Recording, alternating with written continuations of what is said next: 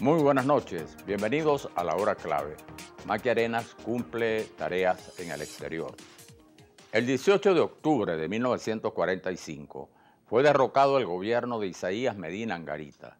La llamada Junta Revolucionaria de Gobierno, encabezada por Rómulo Betancourt, habría de tomar el poder, integrada además por Raúl Leoni, Luis Beltrán Prieto Figueroa, Gonzalo Barrios, Edmundo Fernández, el mayor Carlos Delgado Chalbot y el capitán Mario Vargas. Medina había gobernado el país desde 1941 en el proceso de transición del llamado posgomecismo, y su gestión era valorada por sus esfuerzos por modernizar el país y garantizar la estabilidad política.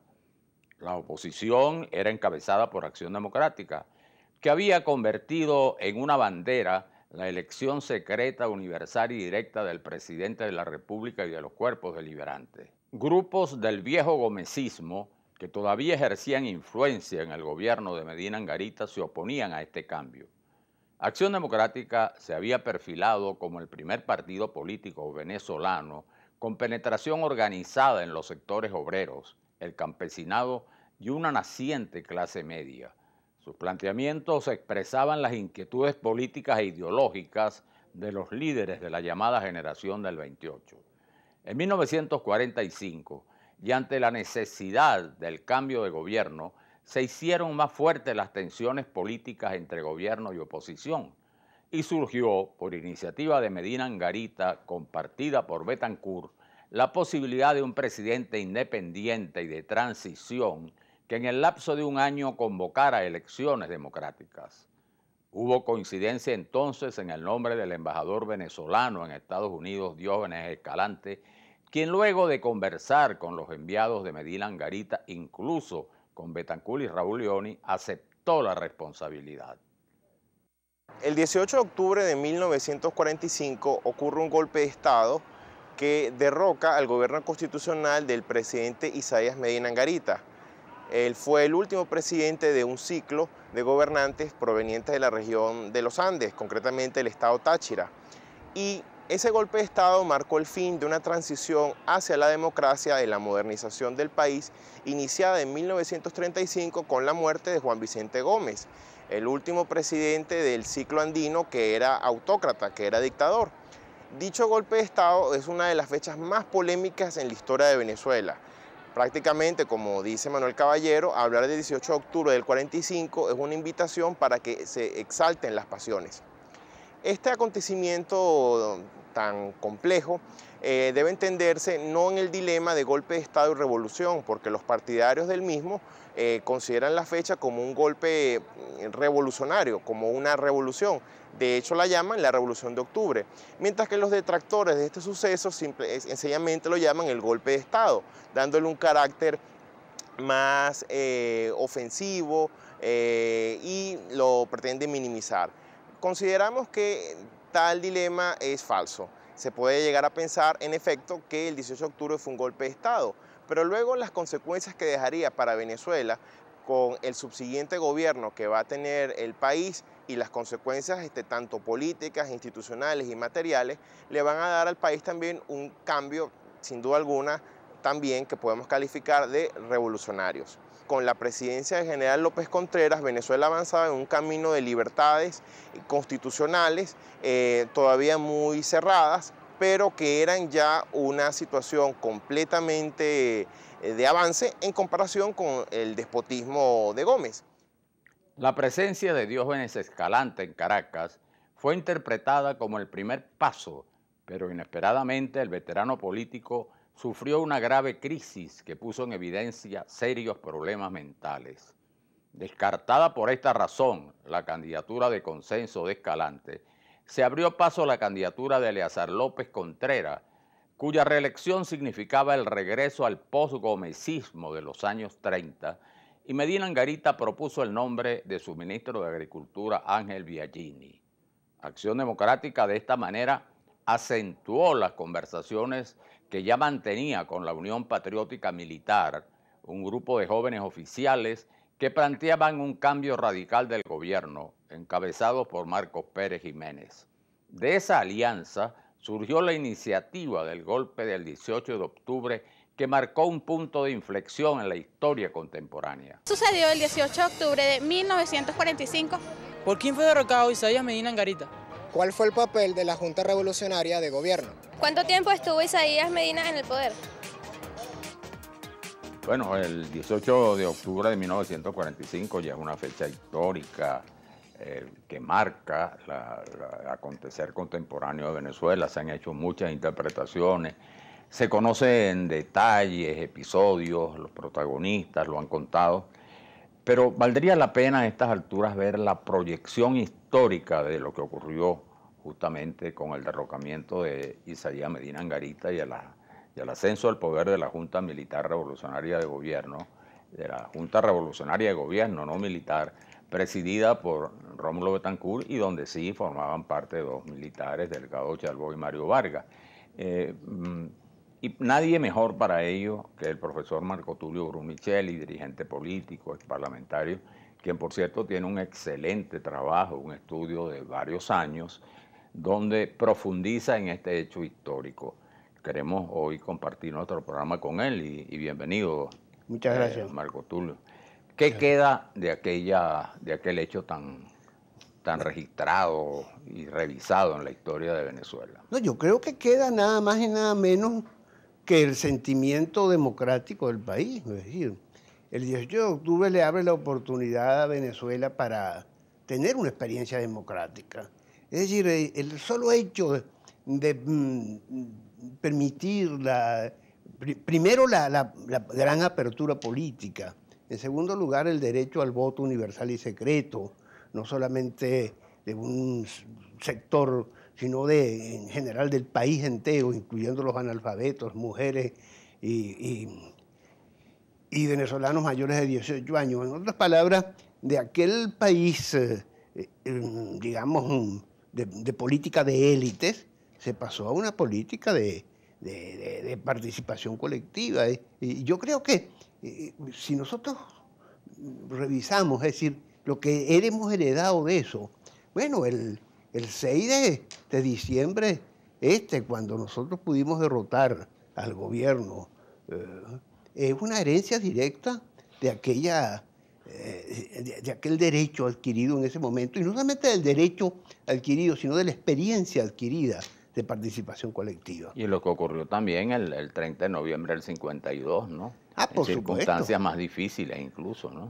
Sí, circunstancias igualmente difíciles, porque en aquella oportunidad pues vino un golpe de Estado, era un gobierno eminentemente, digamos, militar en el sentido de sus decisiones. Esto no, esto es una mezcla de militarismo con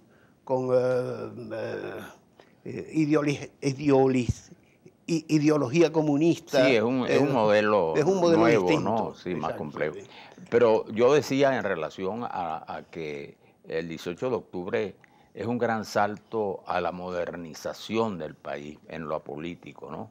Y en todos los órdenes, porque incluso a partir de allí, por poco tiempo, las propias Fuerzas Armadas cambian sustancialmente. Pero cambian totalmente. ¿No? Bueno, esa es una de las cosas, por ejemplo. Recordemos que, no sé por qué razón, dentro de esta situación que conocemos, que el 18 de octubre tiene tantos detractores como defensores, bueno, ha habido siempre la idea, bueno, que la acusación, eso no fue una revolución, etcétera, etcétera. Es decir, el propio Rómulo Betancourt y también Manuel Caballero, que es una de las personas que en Venezuela mejor ha estudiado ese proceso, han dicho, no, efectivamente, el 18 de octubre, el 18 o el 19 de octubre fue un golpe de Estado. Ahora, lo que vino después sí es un proceso revolucionario. Entonces ahí viene lo que tú señalas, es decir, profundos cambios, profundos, porque no es solamente el voto directo y secreto para el presidente de la República, es la incorporación del país a la política, es la multiplicación de sindicatos, de organizaciones intermedias,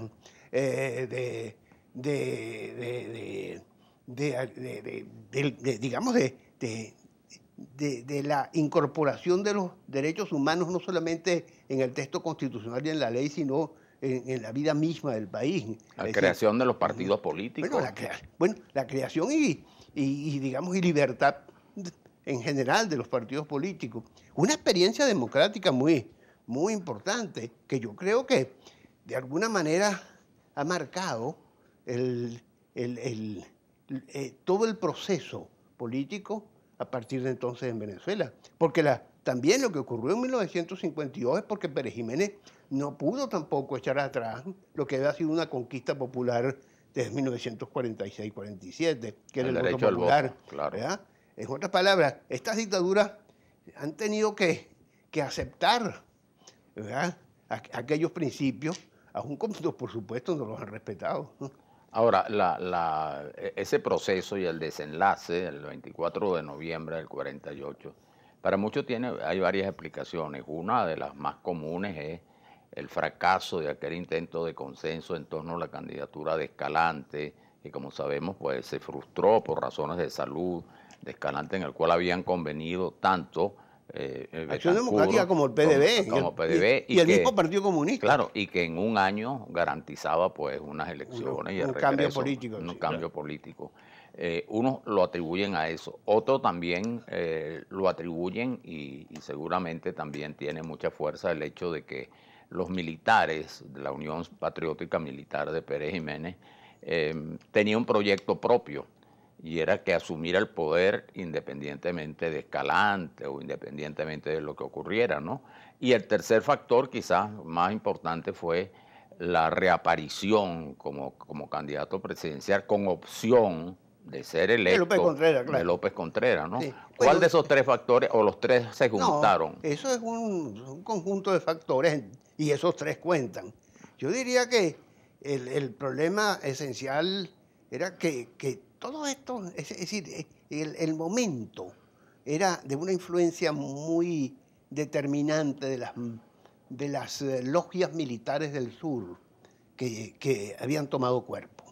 Uno se pone a analizar... A las cuales Pérez Jiménez se asoció mucho, ¿no? Se asoció a Pérez Jiménez, venía de Chorrillo, en el sur el peronismo tenía una gran influencia. Recuerde que Perón no había llegado al poder todavía, porque Perón llega al poder exactamente un día antes, el 18 de octubre. Pero estaba con los coroneles famosos, estaba con los coroneles y tenían 43. su doctrina militar.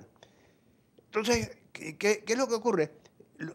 Y ese es otro aspecto interesante de eso, que también hay que corregirlo desde el punto de vista de la historia, por lo menos desde el punto de vista de cierta historia en Venezuela, de una historia que ha sido tergiversada, en el sentido de que no fue Acción Democrática quien fue a tocar las puertas de los militares, fueron los militares quienes fueron a tocar las puertas de Acción Democrática. Y Betancur incluso lo confiesa, Betancur creyó en alguno, pero desde el primer momento se dio cuenta de que no todos compartían la idea de crear la democracia en Venezuela, de dar impulso a la democracia. Y entonces lo que ocurre es que Betancur hizo todo el esfuerzo posible para que el golpe no se diera.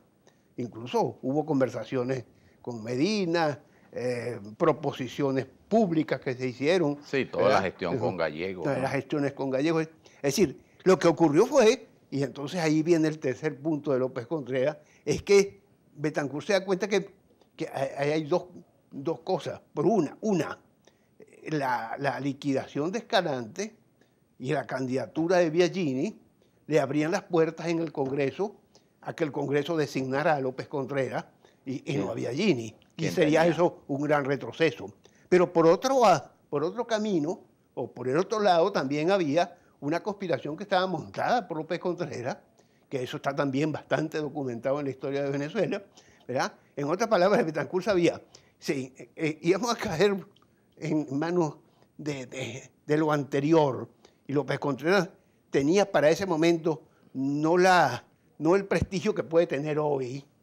El López Contreras que se le veía en 1945 no es el López Contreras que analizamos hoy, es otro López Contreras. Claro. Bueno, entonces decíamos, bueno, vamos a retroceder, o retrocedemos porque el Congreso lo designa, o retrocedemos porque da un golpe de Estado. Y entonces Betancur lo que hace es montarse sobre una conspiración ya en marcha para ver cómo se detienen estas cosas y cambia el rumbo del país, que lo logra Y Bueno. ese es precisamente el éxito del 18 de octubre. Medina amplía ese carácter democrático, permitiendo un clima de verdadera libertad de expresión, y eso fomenta que el debate de los partidos, el debate de las ideas, haya en Venezuela un auténtico clima de democracia como quizás no se había conocido en los años precedentes de Venezuela desde la independencia. Lamentablemente, el clima de pugnacidad que se va a generar cuando se acerca el fin del periodo presidencial del general Medina Angarita hace que las principales fuerzas políticas en el país, representadas por un lado Acción Democrática, que solicita el voto directo, universal y secreto, y el PDB, el partido del presidente Medina, el Partido Democrático Venezolano, que consideran todavía innecesario el voto universal y directo secreto, y también hay una crisis en el sector militar. El sector militar que desea que las promociones más jóvenes ocupen cargos importantes en los ascensos militares. Esa crisis se va a unir lamentablemente también con el ambiente que hay en el mundo, sobre todo en la región, en América Latina, de efervescencia por la democracia, tras el triunfo de la Segunda Guerra Mundial de las potencias democráticas sobre el eje, las potencias de Alemania, Japón e Italia. Ese clima va a hacer que finalmente haya una desesperación, por decirlo de alguna manera, de los sectores políticos adversos a Medina Angarita y decidan derrocarlo. No había ocurrido un golpe de Estado exitoso en el siglo XX venezolano desde que Juan Vicente Gómez derrocó a Cipriano Castro, y con el golpe de Estado del 18 de octubre entran a la vida política venezolana dos actores que hasta el momento se habían mantenido al margen de la vida política. Uno son las masas populares a través de los partidos políticos de masas, y la otra, las Fuerzas Armadas como un cuerpo profesional. Esas van a tener mucha vida a partir del año 45 y sobre todo después de los años 50. El 18 de octubre de 1945 significó un cambio político importante porque abrió un espacio para profundizar la democracia con la convocatoria a una constituyente plural que aprobó la Constitución de 1946, que se considera el acta del nacimiento del moderno sistema político venezolano. El llamado trienio de la Junta Revolucionaria de Gobierno, presidida por Rómulo Betancourt, profundizó cambios en la legislación petrolera, incluyendo la figura del 50-50, es decir, mitad-mitad, para el pago de los impuestos de las compañías petroleras, y facilitó la participación de los obreros y campesinos a las tareas políticas. Esa es la clave. Buenas noches.